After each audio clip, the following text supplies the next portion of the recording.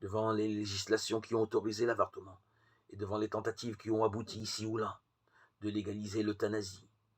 Des mouvements ont été créés à des initiatives prises dans le monde entier pour sensibiliser la société en faveur de la vie. Lorsque, conformément à leur inspiration authentique, ces mouvements agissent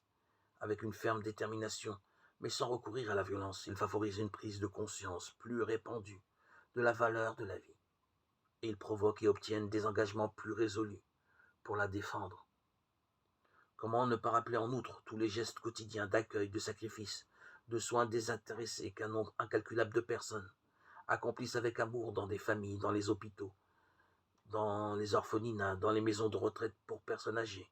et dans d'autres centres ou communautés qui défendent la vie.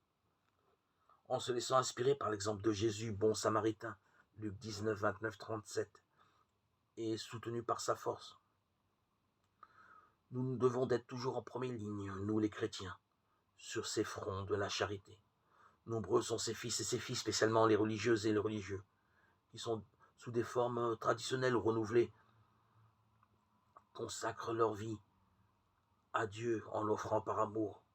du prochain le plus faible et le plus démuni. Ils construisent en profondeur la civilisation de l'amour et de la vie, sans laquelle l'existence des personnes, de la société perd son sens le plus authentiquement humain.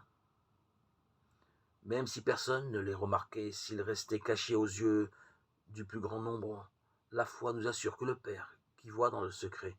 Matthieu 6, 4, non seulement saura les récompenser,